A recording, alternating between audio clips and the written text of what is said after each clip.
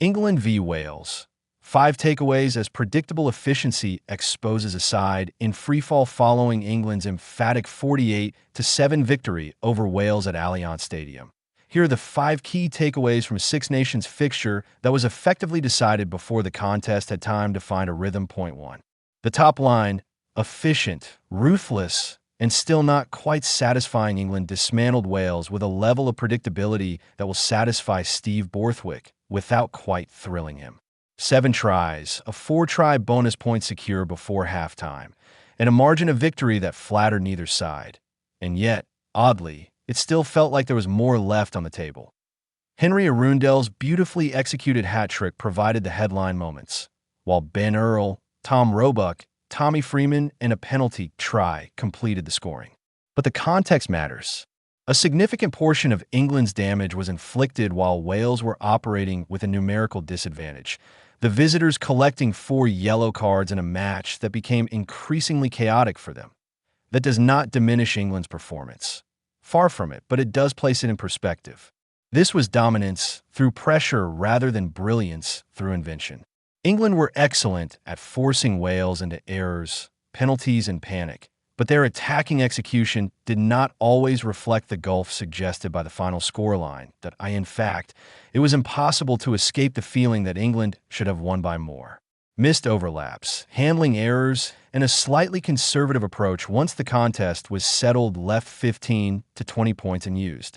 That observation may sound harsh, but it speaks to England's rising standards and Wales' alarming regression. To Wales' credit, they did not completely capitulate. Their second-half response, particularly after scoring through Josh Adams, showed resilience and pride. They frustrated England for long spells, disrupted rhythm, and made the hosts work for their final scores. George Ford was deservedly named player of the match for another commanding display at fly half, though Alex Mitchell's tempo control and Earl's collision dominance would have made equally strong cases. This was convincing without being flawless, a solid platform rather than a definitive statement. 2. 99 problems. Wales' structural collapse laid bare to borrow a line famously adapted by Martin Johnson. Wales have only 3 problems to solve. They have no defense, no set piece, and no attack. By halftime, with England leading 29-0 and Wales reduced to 13 players, the contest had taken on the feel of a slow-motion humiliation. 9 penalties conceded in the opening 20 minutes and 2 sin binnings exposed a side that simply could not cope with sustained pressure. Most alarming was not the scoreboard but the reaction around the stadium. England supporters, not known for their sympathy toward Wales, began to feel genuine pity, something that would have been unthinkable just a few seasons ago. The Welsh scrum offered nothing but retreat, while the line-out became an exercise in self-sabotage. Alex Coles and the England pack dismantled it with surgical efficiency, repeatedly turning Welsh throw-ins into English possession. 3 times Coles cleaned them out cleanly, rendering Wales' set-piece meaningless. When Wales attempted to build phases, the same issues resurfaced. Botched tap penalties, breakdown turnovers, and basic handling errors followed one another with depressing regularity. This was not the chaos of a young side learning together. It was the disorganization of a team that has lost belief in its systems. Steve Tandy could only watch as yellow cards arrived, not through cynical fouls, but through panic and technical incompetence. England did not need to do anything extraordinary. Simply occupying Welsh territory was enough to provoke errors. Arundell's second try and Earl's score both came against 13 defenders unable to hold shape, communicate, or execute basic defensive alignment. Wales made Test rugby look like target practice. Yes, Adams scored after the break, helped by Maro Itoge's blinking miss at sin binning, but outside of that moment, Wales offered no penetration, no creativity, and no sustained threat. Blaming the cards only tells part of the story. When defenders cannot maintain club-level structure, the issues run far deeper. 3. Starmen. Ford conducts, Mitchell accelerates. Earl collides. George Ford's influence on this match was immense. From fly half, he managed territory, tempo, and decision-making with the calm authority of a player entirely at ease with his role. His kicking pinned Wales deep, his passing released runners at precisely the right moments, and his reading of space consistently punished Welsh indiscipline. England thrived in the areas where Wales unraveled: the breakdown, the set piece, and the drop zone created by contestable kicks. Ford's partnership with Alex Mitchell was central to that dominance. That Mitchell's ruck service was consistently under 2 seconds, denying Wales any chance to reset their defensive line. His understanding of when to kick for territory and when to attack at pace controlled the flow of the game. The Northampton scrum half turned static situations into attacking opportunities before Wales could organize themselves. His box-kicking accuracy also fed England's aerial pressure, particularly in the drop zone, where Guy Pepper was outstanding. The Bath flanker dominated collisions, isolated Welsh ball carriers, and thrived in the chaos Mitchell and Ford created.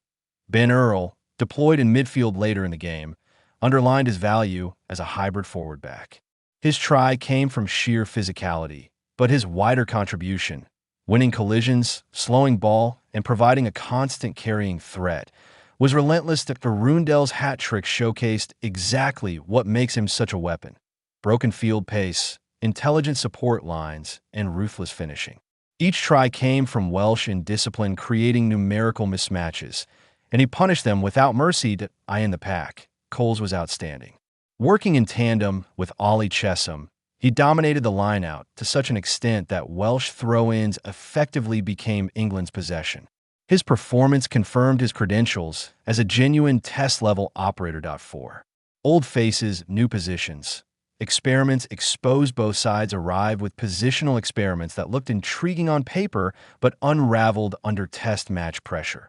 Rees-Zammit's shift to full-back for Wales stripped him of the broken field running that defines his game.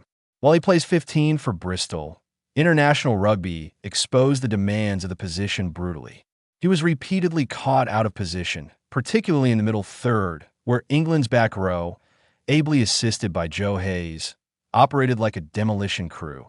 Aside from one electric second-half break that ultimately ended with the ball on the floor, Rees-Zammit was consistently driven backwards in contact by Earl, Sam Underhill, and Hayes.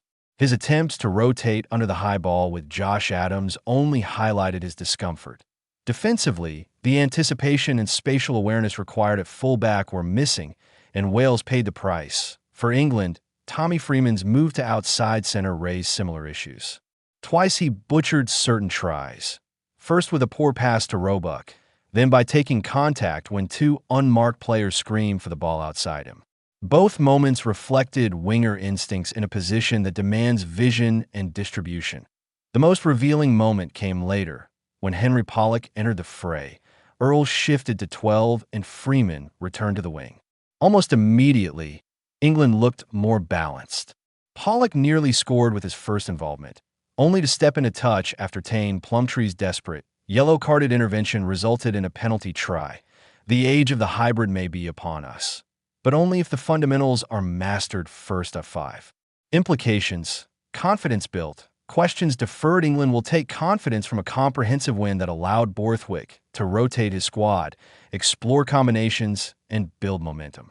However, it provided limited information about how this side will cope against opponents capable of sustained pressure. That Freeman's missed chances and handling errors alone left significant points unclaimed, and England's second-half drop in intensity will not go unnoticed in the review room.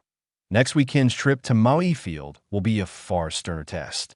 Scotland arrive wounded after their loss to Italy, having learned the harsh consequences of failing to execute under pressure. They will be sharper, more physical, and tactically astute than this Welsh side. Wales, meanwhile, leave London battered but not entirely broken. Their second-half spirit suggested the squad has not surrendered, even if confidence is fragile. They now face France knowing exactly what must improve: discipline, set-piece execution, and decision-making under pressure. These are fixable problems, but only if addressed urgently.